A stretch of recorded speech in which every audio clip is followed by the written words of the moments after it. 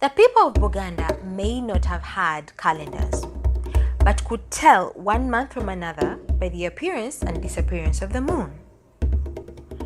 A month in Luganda is called Omwezi, a moon.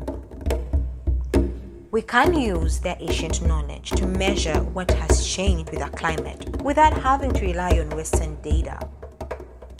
Because the Baganda were agriculturalists, they could tell the first month of the year by the ripening of the matoke, the plantains. Their gardens would swell up with ripe matoke ready for harvest, and they would call that moon Gatonya.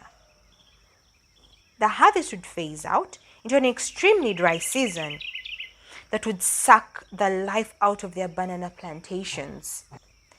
They would call it Mukutula Sanja, the break of banana leaves. The land would completely dry out, and it would give farmers enough time to prepare the land for the next sowing. The following month was called Mugulansigo, the month of buying of the seeds. After these 3 moons, which will be equivalent to 3 months, the rains would begin in the 4th month, which would call April, but they called it Kafumula Mpawu. Mpawu were white ants that would fly from anthills, which was a favorite delicacy for the Baganda. It was a month of planting and the soils were fertile. The rains would get intense and spread to the next moon, Mozigo, which would know as May. It was very cold during this month, and many animals were bound to fall ill. Because of the fragility of the animal, it was called the fragile month, Mozigo, aka Gi. The dry season would come in the 6th month.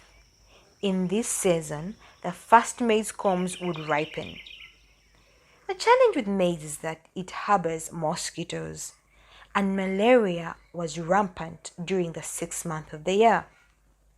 The month was called Sebo Aseka. The story goes, a long time ago, a woman roasted for her husband maize and sent their daughter to serve the maize. But she found her father smiling while dead. So she turned and told her mom, Sebo Aseka, the man is laughing. The man had died due to malaria. So they called the month of malaria. The 7th month of the year is very hot and dry. During the dry season, there's a lot of preparation, clearing the land for the coming rainy season. It is called Kasambula. The 2nd half of the year has the worst rains, characterized by thunderstorms and flooding. The 8th month is called Muwakanya. The heavenly bodies are fighting with the earthly bodies. The 9th month is called Mutunda. This is where the people take their harvests to the markets to sell them off. The 10th month is called Mukulukusabi Tungo Tungo. The gardens have been emptied of grain, and what remains is discarded stalks. When it rains, the gardens flood and carry the maize stalks with them. It is a warning to farmers that this month should not find your garden with any unharvested crops, or the rain will carry it on. The 11th month is a rainy month that brings a swarm of grasshoppers that are a favorite delicacy to many people. This month is the month of Mosenene. The 12th month of the year is called Ntemvu, named after a worm that is now extinct, but it's very hot during this month. With this ancient calendar, farmers in the southern and central parts of Uganda can make their yearly programs because it is still relevant to this day. The Ministry of Disaster Preparedness can prepare for the months when the most disasters may happen, the 8th, 9th, and 10th months.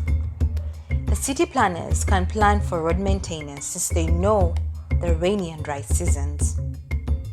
Even the climate change activists can now measure whether we've experienced any climate change and how we can combat it.